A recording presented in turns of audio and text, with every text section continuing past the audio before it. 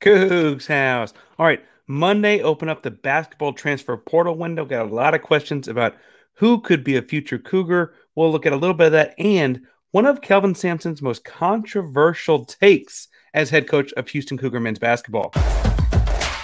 You are Locked On Cougs, your daily podcast on the Houston Cougars, part of the Locked On Podcast Network, your team every day.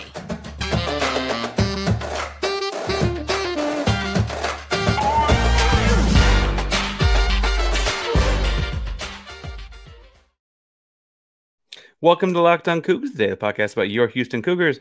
I'm your host, Houston-born teacher and coach Parker Ainsworth, here to break down all things Cougs. If you're a U of H fan or just a hater can step by, please be sure to subscribe down below. That way the latest on the Cougs in your newsfeed each and every day. We appreciate you making Locked On Cougs your first listen of the day. Welcome back to the YouTube channel. It's good to see you again. Remember, we are doing a giveaway at 1,000 subscribers. We've been doing this every 250. We're about at 8, so let's go ahead and pass that 800 mark by you hitting subscribe down below and let us know you're in the contest. You want to win something. The faster we get there, the better it is. By answering a question or telling us something you think about who should be coming in, or it'll come up more later, trust me, but tell us where your favorite place to get a breakfast sandwich is. All right, in this first segment, I want to talk some about people at the transfer portal that perked my interest and kind of my take on the transfer portal as a whole.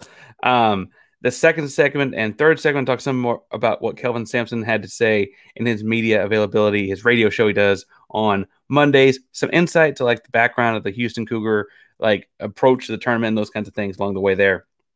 Admittedly, those will be a little bit shorter. Spend a little bit more time in the bulkier part here at the start. We got notes on kids transferring. So let's jump in. I think it's worth pointing out that there is a transfer on the roster right now. Malik Wilson has been noted as one of the best defenders in the program. He's long. He's 6'3", 160. He has springs for legs. I mean, just flies through the air. And he's actually redshirting this season because it's going to be hard to find minutes in a very crowded guard room. I will say from watching him jump and fly around at the red and white scrimmage to start the season, he really can go, folks. He transferred in from Texas Tech last season, and so he does have some more eligibility left to play next year. So he's on the roster, right? He is on the roster ready to go. I also think it's worth pointing out, in the class of 2023, you got big guy Sed Lath, who's actually graduated at Christmas and is spending his, quote, redshirt year on campus this spring so he can work out with Coach Alan Bishop and work out with Kelvin Sampson in the big man room, that kind of stuff, just as a, quote, redshirt guy. But he's senior and high school age kid, and he'll be on the roster next season. You also have JoJo Tugler from Cy Falls, right, just up the road, or just, I guess, up north part of town. And, he's a very talented basketball player. He's listed 6'7", 215. There's a lot of big fella kind of guys. Think longer Juwan Roberts kind of look, right? Big, strong guy. I know exactly where he's going to fit into the system when he comes in. The interesting one to me is big fella Jacob McFarland, 6'10" and change, I would say. Super skinny, though, at about 200 pounds. He is a recruit that shot up rankings over the summer out of Rancho Verde in California. Not a typical recruiting ground for the Cougs, but he was a quick commit as he was climbing up those rankings. And frankly, he could be this kind of he shows up, he redshirts for a year, works with Alan Bishop, puts on a bunch of good weight. He's got great feet and hands and great touch around the rim. And then my favorite, I like guard play, Cordell Jefferson. He's from Arlington Martin High School in the DFW Metroplex. He is a gamer, folks. He is competitive as all get out. Listen up, 6'3", 180. I bet he's probably more 6'3" and change and more 175. But he is a competitive kid. I really like what he brings to the program. And those are kids already coming in. So when we talk about transfers, there's a couple guys graduating. We had 3 seniors on senior night. 3 spots, I should say, for those guys graduating. I assume that Jarace is going to the league. I guess theoretically we don't know the Ramon Walker situation, those kinds of things. He's a culture fit guy, having him around, but there was murmurs around, he hadn't played a whole lot, then he suddenly had to step away from the team, and now he's redshirted, and is the mental health stuff or is the physical health stuff, whatever, is going to be best served if he goes home. I have no reporting on that, no indications of that. That is a thing you see on the internet, and I think it belongs best on the internet. I don't know if it needs to be dived into more than that, but that doesn't mean that there weren't some exciting names out there. And so I want to talk through a couple of them. I'm going to kind of go from like least exciting to most exciting because why not build things up? So Elijah Fisher, with all the turmoil at Texas Tech, this guy is a 6'6" perimeter guy, a forward. He's got some explosive like quicks to him, a little bit of a bounce. He like has a great second leap. So like think about leap, broad jump, and then vertical jump, like boom, boom. He's really good at the second burst out of that. 3 years left in his eligibility. Was originally from Canada. Great back cut kind of guy, swingman. Would take a little bit of more work with his ball in the offense game, but trust me, I think you're going to like the kinds of stuff he'd bring to the program if he were to show up. Assuming there's a spot, right? If he were to show up, I think you'd appreciate the kind of things he brings to the program. Jamin Brakefield is a kid out of Mississippi, originally from Mississippi, went to Huntington Prep in, I think it's West Virginia, certainly in that area. It's a prep school. And then he started off at Duke for a year, didn't get the kind of run he wanted. Coach K dips. He goes to Ole Miss. Ole Miss is going through their stuff right now. They got Chris Beard, which we can talk about in a later episode. I got problems with that too. But UH did recruit him, right? Houston recruited him out of high school, but did not offer. He's 6'8", 220. He's a pick and pop guy, but he's not quite a shooter off the pop. He's more like catch and drive, right? He's like already galloping into the step as he goes off of it. Shoots a high percentage on a low volume. So he may end up turning into more of a traditional pick and pop guy. I wonder what kind of things he can do with him. We talked about some different sets. Houston's run with Jarace this season. He is not Jarace Walker, but I wonder if he could turn into that kind of a project. Similar kind of guy also at Ole Miss is why they lumped together in my head. Omari Abram is from Humboldt, Texas. So then he went to Southern California Academy, which has a weird website and stuff like that. I'm trying to figure out more about Southern California Academy. But after high school, went to an academy year and then went to Ole Miss. Houston did not offer. He's from Humboldt, Texas, but it looks like he still has 3 years of eligibility. He is a really, really good downhill attacker. Really, really good at getting the lane. Really, really good at getting to the bucket, not scared of the big guys in the trees down low, and really, really crafty and aggressive. And I really like that in my guards. You've seen me at times talk about Jamal Shed. I think the play they should run for Jamal Shed more often than not is just HB dive, right? Running back dive, like in Madden. He's that kind of a guy. I wonder, he's listed as a combo guard. He doesn't do all the ball handling responsibilities at Ole Miss. So I wonder if it'd be good to get him in with Jamal Shed for Jamal Shed's senior year and kind of see if they can like work together and share the responsibilities a little bit as he transitions into being a point guard. I don't know, but I'd be interested to see the project work out. He's a highly touted recruit out of SCA, and we'll see. I went kind of more to the big guys in my latter three here. A guy named Robert Jennings is 6'7", 225, but plays even bigger than that. He's broad-shouldered kid, originally from DeSoto, and Houston did offer him out of high school, but he went to Texas Tech. I thought it was interesting with all the turmoil at Tech. These same kids come to the same couple big programs, right, bouncing around. He's got 3 years eligibility left, and he floats into space really well. What I mean is, like, when someone drives, he relocates to a spot to get the drop off really well. So when you run those HB dive plays with Jamal Shed, you theoretically then have a guy to drop it to very quickly. Admittedly, I don't know how he fits in the rotation with the big guys we've got. He kind of seemed like a lot of overlap in skill, but with 3 years of eligibility, you get him on campus, you redshirt him, you see like right, things could play out. We'll see. A guard that I think probably the best guard for a Houston system in the transfer portal currently. I guess more guys could jump in the next few days and weeks. But the best guard that's like big, mad rush of people to the transfer portal was Sky Clark, who's from Los Angeles and then went to Montverde. He committed to Illinois, and he only played 13 games in his freshman year at Illinois this year. So I don't actually know if that qualifies him for a full 4 years of eligibility left, or if he's got just the 3. But he's a decent shooter. He controls the pace. He's crafty at the rim. Really, really great, like traditional, true combo guard kind of guy, right? Like he really does do a bunch of point guard things and a bunch of shooting guard things and kind of fluidly goes back and forth between the two. I think the pairing with Jamal Shed would be great. All of that said, it's worth investigating, like what happened at Montverde, what happened in Illinois, why are these things happening? Because that's not the program in turmoil that Ole Miss or Texas Tech are, right? So I don't know where it's going to play out for him. But I do think he's a system and culture fit at the surface level. He was not on U of H's radar at a high school. Admittedly, there's some guys that they just don't look at the big academy type places as the program's been growing. Frank, that's like why Jarace was such a big surprise to get to the University of Houston, right? One guy that I get why they didn't recruit this kid as hard and offer him in high school, although they did recruit him. But I would be interested in looking at right now is Eddie Lampkin. Now, Eddie Lampkin is a 6'10 and change, listed at 290 guy out of TCU, right? I'd imagine when he got to TCU, they probably fibbed and pulled his weight down to make him look like he's in better shape. And I imagine now he's actually probably closer to 280. He's gotten in a lot better shape as he's been at TCU. He's a big kid that has good ball skills, and those are just hard to find. Now, I don't mean to like Shaq, that he's going to the NBA Hall of Fame or the Pro Basketball Hall of Fame, I should say. But he is in much better shape now than he was in high school. We went Morton Ranch and Katy, right? Like people know him in the Houston area.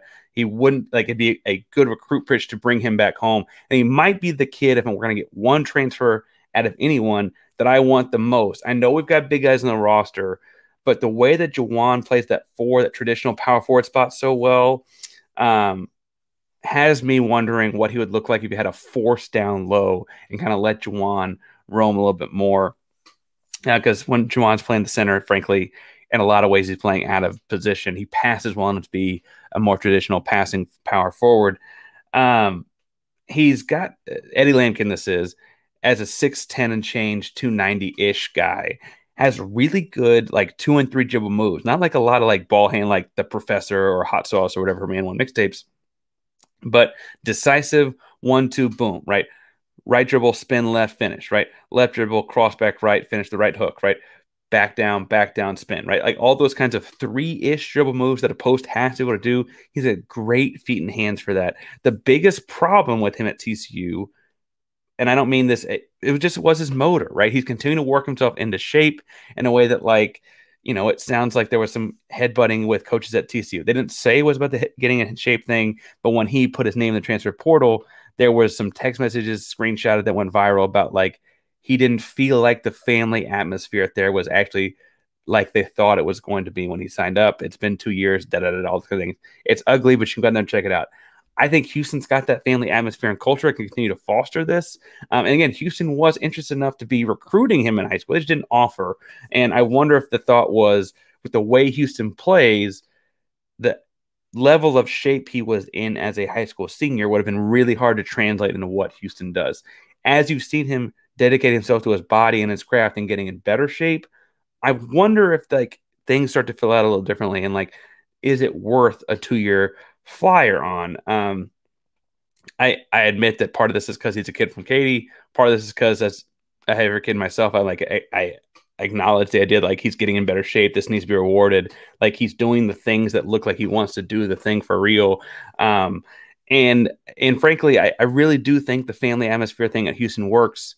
I talked about the on-court fit with Juwan Roberts. I also think that as you're moving into the Big 12, having a giant option, right? We talk about how Javier Francis' length makes him feel bigger than he is. This guy is bigger than the rest of the guys, right? Like having that kind of a guy to put in the middle, both at the low block on offense and then to like anchor some defenses as a traditional 54 drop center kind of stuff, I think is a big, big move and a big, big thing Houston could do. I say all that to say that admittedly, the tweet I think that summarizes my opinions on transfers as a whole is from a guy in the DFW Metroplex that runs like different, you know, tournaments and stuff for AAU clubs. And it's not the circuit, but it's TB5. He said one coach mentioned to him that there are 180 players in the portal and 150 of them can't play. Now, I think these 6 guys can play. I think Malik Wilson can play. I think Houston's got avenues to guys that can play. However, I also think it's worth pointing out that like everyone's transferring for a reason, right? Everyone's finding new greener pastures for a reason. And Houston's got a really strong roster and a really strong group of kids coming in already, right? They shouldn't just be going after anyone just for getting anyone's sake. Houston is ready to play in the Big 12 as is. Is next year's team the same level as this year's team? To be determined, to be seen, to see. They got to see what kind of like, you know, step-ups that Emmanuel Sharp and Terrence Arsenault get. What does Jamal Shed look like as a senior, right? All those things have to happen. But the transferring thing is intriguing, especially in modern college basketball. And frankly, the more Houston gets comfortable with that, the more they'll continue to dominate college basketball in whatever avenue it goes down. I say all to say that, like, I was intrigued to look at the transfers, and I'm putting my notes away because I think that's all I'm going to do for it until a transfer really shows interest or really does or commits or something like that, right? Like, I think Houston's okay, but we shall see. Before we get into Kelvin Sampson's comments, and again, the most controversial take he's had since he's been the head coach of the Houston Cougars, we got to talk a little bit about FanDuel. Now, FanDuel is the perfect thing to download because it is the midway point in the NBA season, and it's America's #1 sports book. Customers get a no-sweat first bet up to $1,000 in bonus bets. That's bonus bets back if your first bet does not win. Just download the FanDuel Sportsbook app. It's safe, secure, and super easy to use. Then you can bet on anything from money line to point scores and threes drained. For the Houston and Northern Kentucky game, they got the spread set at 19.5 points. The over-under set at 122.5 as well. I think that's going to be closer to 130. I see this being a 50 to 70, 55 to 75, like not like exactly 50 to 70, because obviously that'd be 120. I feel it being more like the 75, 76 to 55, 56. I see both teams kind of comfortably over those lines, and that makes me think that it's closer to 130. So I think I'm taking the over there, and I think Houston does eventually win by more than 20 points. We're going to preview this game later this week, and I should say that, like, the part of the reason this is so low is that Northern Kentucky plays a really, really slow pace of basketball, and so if you do your own research and think otherwise, feel free to fade P. That's fine. It's fine with me. I am telling you, though, whatever you decide to do, you should go do it at FanDuel. FanDuel lets you combine your bets for a bigger payout with the same game parlay. Don't miss the chance to win your no-sweat first bet up to $1,000 back in bonus bets whenever you go to FanDuel.com/lockedon. That's FanDuel.com/lockedon to learn more. Make every moment more with FanDuel, an official sports betting partner of the NBA. All right, so I said in this second and third segments, I want to talk some about Coach Kelvin Sampson's radio show and his appearance, because it offered interesting insight to how they approach the tournament and how they do things. First of all, he said that a more general coaching philosophy and looking back at the season is they do try to win the basketball game on both ends, even though they do know in the back of their heads the whole time that it is a little bit impossible. It's just nothing you can realistically do. There's only so many hours a day and so many things you should work on. It's hard to be good at both things. But he was quick to point out that, like, Houston is, at least going into the conference tournaments, was top 10 in both offensive efficiency and defensive efficiency. Actually, after the term, they falling back to 11th in offensive efficiency. For what it's worth, the national champion in the entirety of the Ken Palm era, so about 22 years, has been top 40 in offense, top 20 in defense. Houston, for most of the season, to take out the Marcus Sasser the game that he missed, was top 10 in both, right? Winning at both ends, though, is a thing that they're dedicating themselves to, even though it feels relatively difficult. On the Memphis game, and this might be the last thing we mention about said Memphis game, he bluntly said that they opened the game still trying to find themselves. And it was very, very obvious to him as a coach that, like, they could not figure out who they were without Marcus. And that was what he ripped them for at halftime, was "You're still Houston." Quote, "You are not a victim. Whether Marcus is here or not, you are Houston. You have to represent the culture we've built here." So, like, that's what you saw the big push second half, is like they clearly, like, had to reestablish that identity. I maintain, had they opened up the first half like they did the second half, they actually win the game without him. They won the second half by 5 points. And it wasn't because they were doing anything crazy. They just were finding their spots. They made a couple more shots, and they missed open shots in the first half, right? Just an interesting look at the game as far as, like, what else he had to say about it. He said that as a coach, you got to know when to rip your guys and when not to, and that was one of the half times that you do have to rip your guys because they were not playing up to the standard they've set. And they said that was led to one of the only times he and his group have ever been upset at Selection Sunday. Remember, the game ends at like 4:40 Central Time. Selection Sunday opened up at 5. By 5:05, they know where they're going, right? And so, like, that weird mix of emotions, I think, was interesting because, admittedly, in the year since Houston played Villanova in the Elite Eight, they've only lost 3 times, right? They lost to Alabama in a game that they should have won. They were up by 15 in that game. They lost to Temple by a point, and they missed a tough layup, but a layup nonetheless that would have won it, and they lost on Sunday, right? And so it's hard to get used to losing, in Kelvin Sampson's own words, when you don't do it very much, right? Like, there's just something hard for them to do. And the thing that was interesting, I thought, in watching it is, like, obviously Coach Sampson's going to do the coach thing and say, we're not looking past anyone. We're only focused on Northern Kentucky, and that's the only thing I'm looking at. I got assistants watching their films, and they're doing their thing, but we are focused on Northern Kentucky and all of that. But he also did say that matchups do matter, because playing a team later in the tournament can help maybe have, like, if you have two bad matchups, only having to play one of the two because the other two have to go play themselves. Like, those things can help. And he didn't beat around the bush about that. Like, that can help or hurt your case. Because we've talked, I think there are some teams that, while I don't think they are better than Houston, offer problems. Generally, the teams with like a big dominant 7-footer. Like, I'm not scared of Purdue. Let's go play them right now. But I do admit that Zach Edey is a tough matchup for what Houston does defensively. Frankly, we can talk at a later date. If we play Purdue at some point, I'd like to press them. That's neither here nor there. But he also said that once they got back from Fort Worth, right? So they did all that in Fort Worth. They came back to Houston Sunday night late.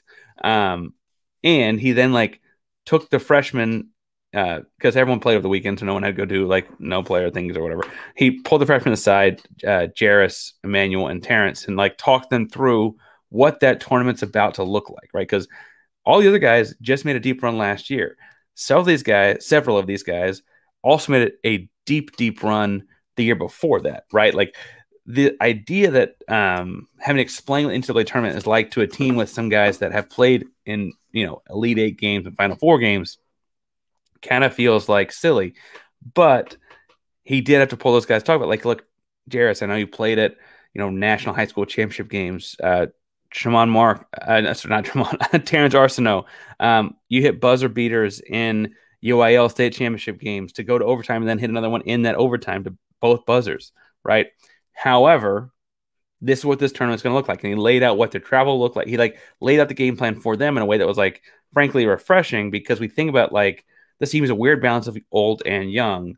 And it was just interesting to see, like, how he took such intentional time, or hear about how he took such intentional time with them. There was a question from someone in the audience. It was a radio show done at Acme Oyster House about playing zone. And I felt like, because I've dogged Coach for running his zone so much, I did need to elaborate on that. He said that in the first 30 games of the season, he doesn't think they played any zone, any possession at all. Different variations of man, but no zone, right? And then they just started doing it a little bit. East Carolina game, let's do it at the end of the game. And then they play Cincinnati, and they'll put JV France in the middle, because that way he doesn't go run around the 3-point line, those kind of things. And he's using it sounds like, as a way to keep guys from getting to the free throw line, because it's so much harder to get to the free throw line against a zone. And what you're basically banking on is that the points you're trading off and, like, giving up free throws versus having long possessions that lead to 3-pointers, like, you're going to win the long battle there. And I don't think he's wrong. That is exactly what it does. I just felt like, for the first time we saw it ran, and I'd still stand by this. I'm sorry, Kelvin. The first time we ran it against East Carolina, it bled points, because we'd never ran it before in a game. And I was sitting there like, why are we bleeding points right now? Big picture. That's why you coach Houston. And I talk to a microphone. Now, with that said, that is not quite the most controversial thing that he said on the mic on Monday. On Monday, Coach Kelvin Sampson decided to say that, and now he has admitted in the past that this restaurant is his guilty pleasure, but that the sausage egg McMuffin is the best breakfast sandwich that you can have. Now, I admit that he pointed out the McDonald's sausage egg McMuffin specifically, and had a funny story about how he failed at cooking one himself. However, I have made the top 5 breakfast sandwiches you can get at fast food restaurants, and I don't think that the sausage egg McMuffin is one. First, I have a couple outside looking in. They were just on the cusp, that, like, first 4 out, last 4 in, whatever thing you see in March Madness. It is bracketology, right? OLI, outside looking in. The bacon, egg, and cheese taquito, and the breakfast crunch wrap. Bacon, egg, and cheese taquito, obviously being Whataburger. Breakfast crunch wrap from Taco Bell. Not technically sandwiches, And so I get why they don't fit the top 5 here. However, I might take them over the actual sandwiches, depending on the day. No, depending on the day.